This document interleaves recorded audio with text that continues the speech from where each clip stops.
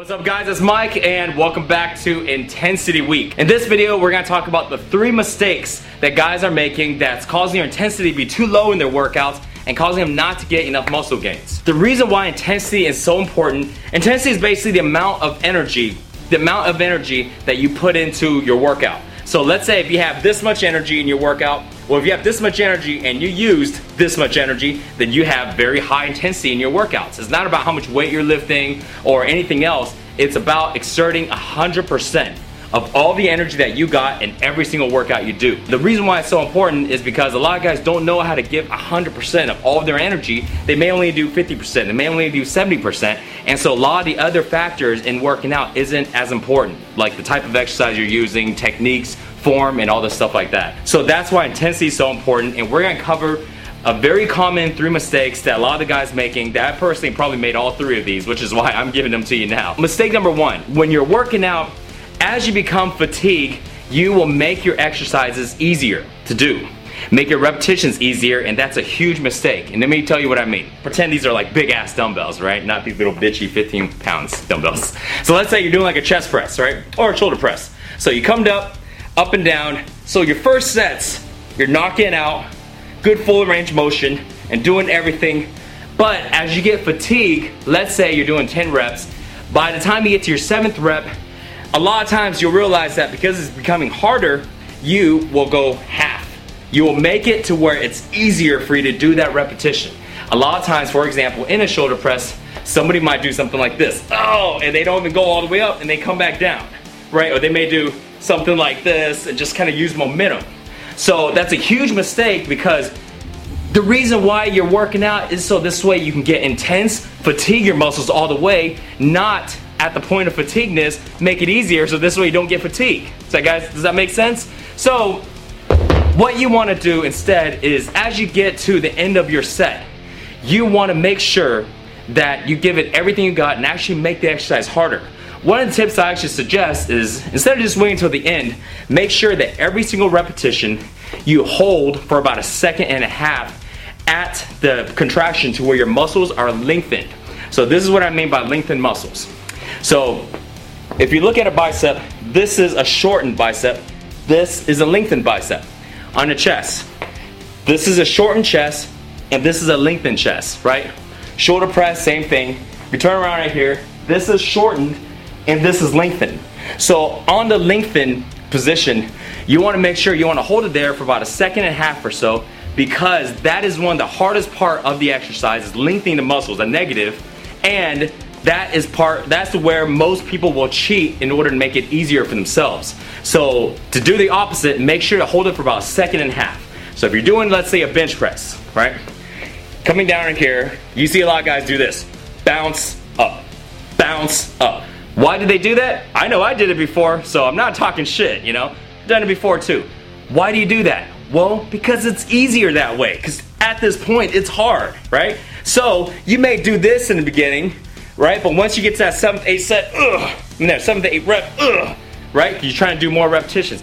It don't matter about the amount of repetitions you do. It only matters how much stress, how much fatigueness you're putting on that muscle. So last thing you want to do is cheat your sets at the end. So if you're doing a bench press, come down, 1, 2, boom. 1, 2, boom. 1, 2, boom. 1, 2, boom. Same thing for you, let's say you're doing a bicep curl, right? Same thing. Come up, 1, 2, 1, 2, 1, 2. Instead of people doing, you know, just swing, not even get to the bottom. This way you can make sure you fatigue the muscle and your intensity will be high the entire time of your workout, so you can get a lot more muscle gains. Tip number 2 is fully exhausting your muscles. So if you follow tip number 1, that's gonna kick your butt already. Here's another tip. To make sure you fully exhaust your muscles. Well, why is that important? Again, intensity is about using all of the energy that you got.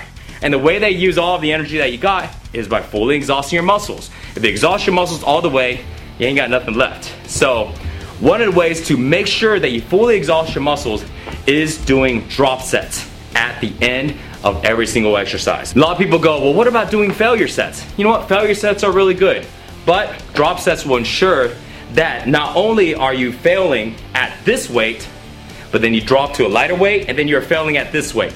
you drop to a lighter weight, and you're filling it that weight.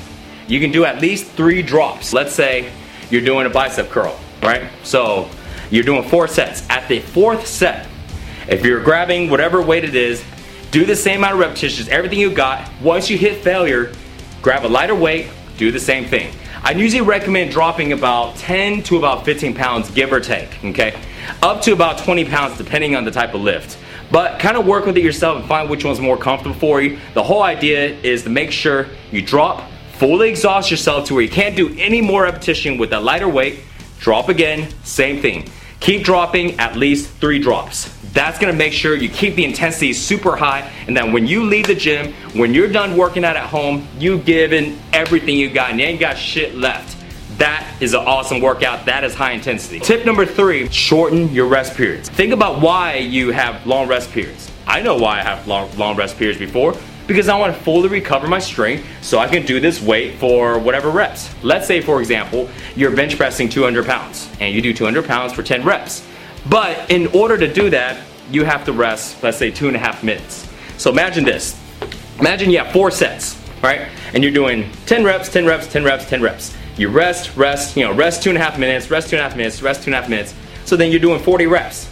So what I suggest is shortening your rest periods to where you're only resting about 60 seconds between sets at the most. You can even shorten a little more than that. So here's why.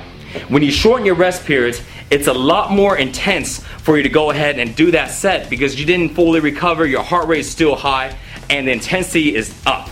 But what's gonna happen, for most people will think about this, they will go, well, if I rest that short, I won't be able to get the 10 reps here and the 10 reps here and the 10 reps here and the 10 reps here. I will only be able to get, let's say, 10 reps, 5 reps, 5 reps, 5 reps. Why? Because I didn't have enough time to fully recover. Yes, I know. I did the same thing. This is what you do. Because you're saving time by resting shorter instead of sitting around doing nothing, all you have to do is increase the volume.